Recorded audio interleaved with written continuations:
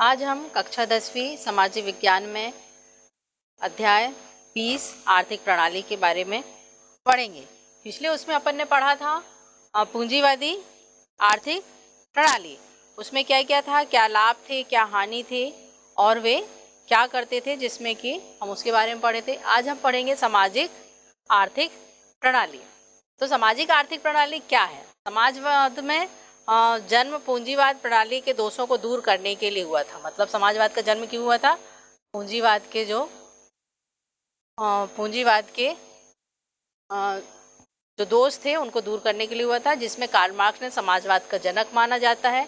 इस आर्थिक प्रणाली की उत्पत्ति के साथ में व्यक्तिगत स्वामित्व ना होकर सामाजिक स्वामित्व होता है। जैसे कि ये सामाजिक स्वामित्व होता है, इसमें व्यक्तिगत स्वामित्व को वरीयता नहीं दी जाती है।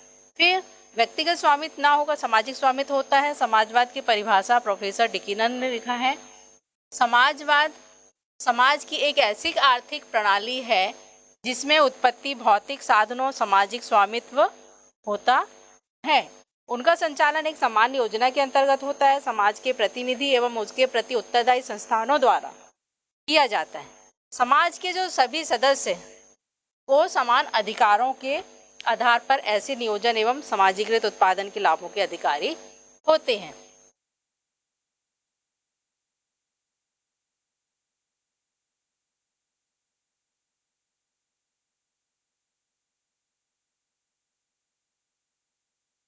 फिर है समाजवाद के लक्षण।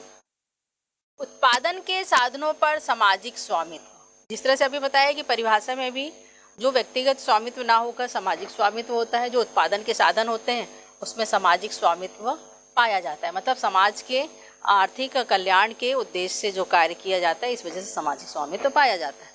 फिर आर्थिक नियोजन। आर्थिक नियोजन जैसे हम पढ़ रहे थे कि आर्थिक नियोजन मतलब जो गरीबी है, बेरोजगारी को कैसे दूर करना है।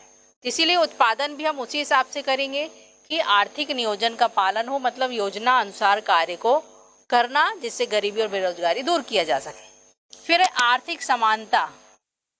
जैसे हमने पूंजीवाद में देखा था, अमीर और अमीर हो जाता है, गरीब और गरीब हो जाता है।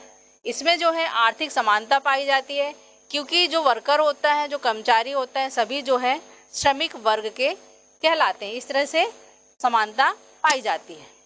फिर शोषण की समाप्ति। यहाँ पर शोषण की समाप्ति हो जाती है, क्योंकि यहाँ पर सामाजिक न्याय और सामाजिक विकास का ध्यान में रखकर कार्य किया जाता है। इसमें सभी को एक समान कार्य करना होता है, इसलिए शोषण की समाप्ति होती है। फिर जीवन निर्वाह के लिए श्रम आवश्यकता। जीवन निर्वाह करना है, यदि हमें आय कर अर्जित करना है तो उसके लिए हमें जीवन निर्वाह के लिए श्रम तो करना ही होगा। फिर पूर्ण रोजगार की प्राप्ति। यहाँ पर कोशिश ये की जाती है कि जो योग्य व्यक्ति हैं या योग्य बेरोजगार व्यक्ति है उसे रोजगार दिया जाए। फिर आर्थिक स्थायित्व। यहाँ भी आर्थिक स्थायित्व पाया जाता है, इसमें कम या ज़्यादा नहीं होता है। फिर यहाँ पर कीमत तंत्र की समाप्ति। कीमत तंत्र की समाप्ति इसलिए होती है क्योंकि यहाँ पर कीमत का निर्धारण जो है सरकार द्वारा ही किया जाता है। फिर समाजवादी आर्थिक प्रणाली के गुण। इसमें जो है संसाधनों का अनुकूलतम प्रयोग। यहाँ पर जो हमारे पास जो संसाधन होते हैं उनका हम अनुकूल प्रयोग करते हैं। उसमें सिर्फ लाभ, पूंजीवाद जो था लाभ के लिए अपने संसाधनों का उपयोग करता था। यहाँ पर जो संसाधन होते हैं उनको हम सबके विकास के लिए कार्य करते हैं। फिर आर्थिक स्थायित्व। आर्थिक स्थायित्व पाया जाता है, इसमें कोई अमीर और कोई गरीब नहीं होता है। फिर आर्थिक समानता। जिस तरह से हमने अभी आपको बताया कि आर्थिक समानता इसलिए होती है क्योंकि जो कर्मचारी होता है वह पूरा जो लोग होते हैं, कोई अधिकारी नहीं होता है, कोई श्रमिक नहीं होता, वह श्रमिक वर्ग के अंतर्गत ही सभी लोग आते हैं। फिर वर्ग संघर्ष की समाप्ति। वर्ग संघर्ष की समाप्ति इसलिए यहाँ पर समाप्त हो जाती है क्योंकि सभी लोग क्या है, श्रमिक वर्ग के अंतर्गत आ रहे हैं। और के साथ साथ उसमें यह होता है कि जो व्यक्ति होता है वह सिर्फ उतना ही आय मिल रहा है, उतना ही वह सबको एक समान वेतन भुगतान किया जाता है। फिर यहाँ पर शोषण की समाप्ति भी हो जाती है, बेरोजगारी का अंत हो जाता है क्योंकि योग्य व्यक्तियों को रोजगार दिया जाता है। फिर अधिकार की समाप्ति। जो व्यक्तिगत जो अधिकार होता है या एकाधिकार जो होता है उसकी समाप्ति हो जाती है, क्योंकि यहाँ पर किसका उसमें समाज या व्यक्तिगत एकाधिकार नहीं पाया, जिसमें सामाजिक अधिकार पाया जाता है। फिर सामाजिक सुरक्षा, यहाँ पर सामाजिक सुरक्षा के अंतर्गत उनका बीमा भी रहता है, बीमा है, पेंशन है, वृद्धा पेंशन है। इस तरह से उनको पूरी सुविधाएं दी जाती हैं, इसलिए सामाजिक सुरक्षा भी उनको प्राप्त रहता है, ताकि रिटायरमेंट के बाद व्यक्ति को जो पेंशन दिया जा रहा है और अस्पताल की सुविधा भी होती है, ये सारी चीज़ें हैं उन्हें उसके बाद मिलता है, इसलिए सामाजिक सुरक्षा भी उनकी होती है। फिर हम देखेंगे समाजवाद के दोष। समाजवाद के दोष जो हैं वह क्या है? इसमें उपभोक्ता की संप्रभुता का अंत हो जाता है। यहाँ संप्रभुता का अंत इसलिए हो जाता है क्योंकि जो व्यक्ति है वह उतना ही कार्य करेगा, इसमें दूसरा बिल्कुल संप्रभुता जो होती है उसका अंत यहाँ पर समाप्त। फिर सत्ता का केंद्रीकरण, सत्ता का यहाँ पर केंद्रीकरण का हो जाता है, क्योंकि यहाँ पर जो है पूरी तरह से किसका होता है? सरकार का नियंत्रण होता है। फिर उत्पादन कार्य में प्रेरणा का अभाव, यहाँ पर प्रेरणा का अभाव इसलिए पाया जाता है क्योंकि जितना उन्हें काम दिया जा रहा है वह उतना ही कर रहा है, इसमें एक्स्ट्रा वह अनुसंधान नहीं करेगा, अधिक वह उत्पादन की कोशिश नहीं करेगा, इस तरह से उसे प्रेरणा का यहाँ पर अभाव पाया जाता है। फिर व्यक्तिगत स्वतंत्रता का अभाव, यहाँ पर सभी के लिए एक समान नियम लागू होते हैं, यहाँ पर व्यक्तिगत स्वतंत्रता नहीं पाई जाती है। फिर उत्पत्ति के साधनों का अविवेकपूर्ण उपयोग, जो उत्पत्ति के साधन है उसका अविवेकपूर्ण उपयोग होता है। सिर्फ वह क्या करता है, क्योंकि यहाँ समाज को विकास के लिए, आर्थिक कल्याण के लिए कार्य करता है, इसलिए उत्पत्ति के साधनों का अविवेकपूर्ण उपयोग करता है, क्योंकि वह सिर्फ रोजगार और बेरोजगारी दूर करना चाह रहा है और लोगों को रोजगार देना चाह रहा है। फिर उसके बाद देखेंगे मिश्रित आर्थिक प्रणाली और मिश्रित अर्थव्यवस्था। मिश्रित अर्थव्यवस्था क्या है? इसको मैंने शुरू में आप लोगों को बताया था, जिसमें सरकार और जो निजी व्यक्ति होता है वह दोनों मिलकर कार्य करते हैं।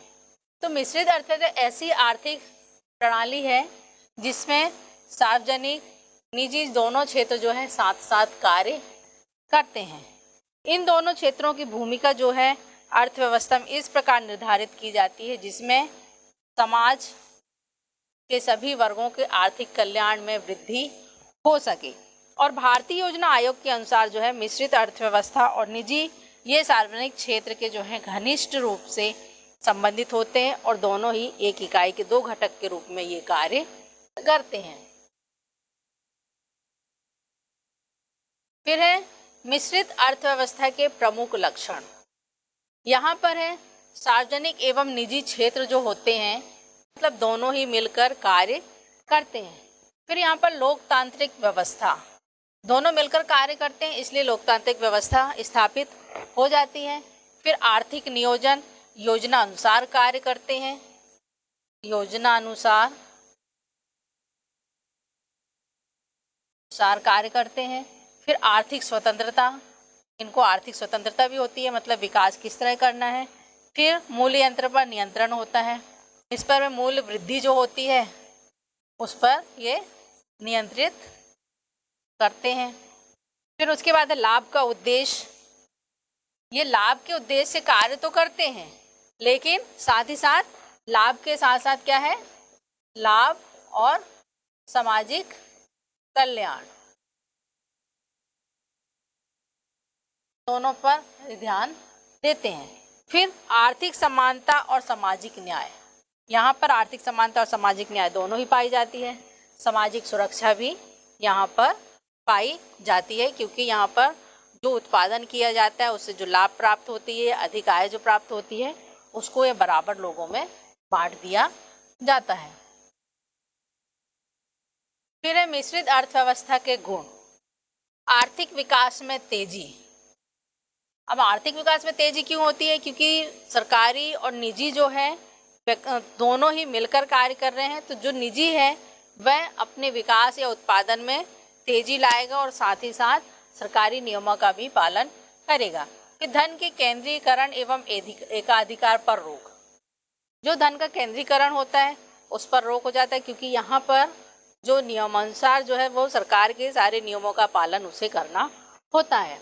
फिर स्वतंत्रता एवं प्रेरणा की उपस्थिति। यहाँ पर स्वतंत्र, क्योंकि निजी वाला तो स्वतंत्र है, नियमों का पालन तो कर रहा है लेकिन स्वतंत्र है। साथ ही साथ प्रेरणा की उपस्थिति, वह अच्छा कार्य करने के लिए, उत्पादन में अनुसंधान करने के लिए और उत्पादन को हम किस तरह से और बढ़ा सकते हैं उसके लिए वह प्रेरणा की उपस्थिति पाई जाती है।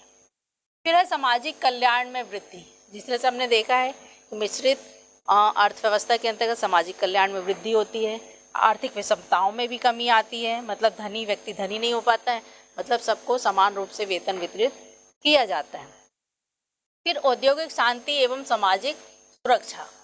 यहाँ पर औद्योगिक शांति से मतलब ये है कि वहाँ पर किसी भी तरह से हड़ताल नहीं हो सकता, क्योंकि वहाँ पर समान रूप से वेतन दिया जाता है, समान उनको आय दिया जाता है, इस वजह से हड़ताल की कोई संभावना नहीं होती। इस तरह से औद्योगिक शांति बनी रहती है, साथ ही साथ सामाजिक सुरक्षा भी बनी होती है, क्योंकि जब सबको समान आय, सबको एक समान मिलेगा तो सामाजिक सुरक्षा भी रहेगी, चोरी डकैती कम होंगी। फिर मानव संसाधन का समुचित उपयोग। अब मानव संसाधन कौन है? मानव संसाधन में व्यक्ति है ना, मानव से ही समझ में आ रहा है कि मानव, तो मानव का हम उपयोग किस तरह से कर सकते हैं। यदि शिक्षित व्यक्ति है तो वह अच्छा कार्य करेगा, यदि अशिक्षित है तो उसमें कौन से गुण अच्छे हैं, हम उसका किस तरह से हम उत्पादन में उसका उपयोग कर सकते हैं। इस तरह से मानव संसाधन का भी समुचित उपयोग किया जाता है। अर्थव्यवस्था के दोष। जो मिश्रित अर्थव्यवस्था है इसके दोष क्या है? दुर्बल एवं अकुशल प्रणाली। दुर्बल एवं अकुशल इसलिए है क्योंकि यहाँ पर जो वह सरकारी नौकरी करता है तो वह लापरवाही भी करता है। उसे मालूम है कि मैं सिर्फ आ गया ऑफिस में या फिर अपने काम पर आ गया, मतलब हमारा पैसा आज का पक्का हो गया, मतलब आज का दिन हमारा पूरा उपस्थिति हो गई। इस तरह से दुर्बल एवं अकुशल प्रणाली को भी बढ़ावा मिलता है, क्योंकि वहाँ पर व्यक्ति जो है लापरवाही करता है, आलस करता है और उत्पादन बढ़ाने में योगदान नहीं दे पाता है। फिर राष्ट्रीयकरण का भय।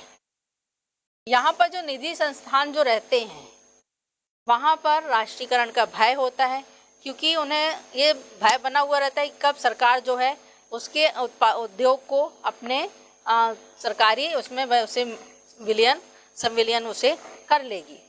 फिर अकुशलता। फिर अकुशलता भी इसलिए पाई जाती है क्योंकि ये राष्ट्रीयकरण का जब भय है तो उसमें अकुशलता स्वाभाविक उसमें पाई जाएगी। फिर निजी क्षेत्र को प्रोत्साहन नहीं। यहाँ पर वह सरकारी सारे नियमों का पालन करता है, इस वजह से निजी क्षेत्र को प्रोत्साहन नहीं मिल पाता है। विदेशी पूंजी का आगमन। यहाँ पर जब उत्पादन में वृद्धि होती है, हम जब निर्यात करते हैं तो विदेशी पूंजी भी प्राप्त होती है।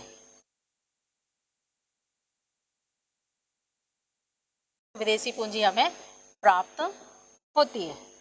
फिर है व्यवहारिकता का अभाव। यहाँ पर व्यवहारिकता का अभाव पाया जाता है क्योंकि यहाँ पर व्यक्ति जो है सिर्फ अपने काम से मतलब रखता है और इस तरह से व्यवहारिकता का अभाव वहाँ पर पाया जाता है।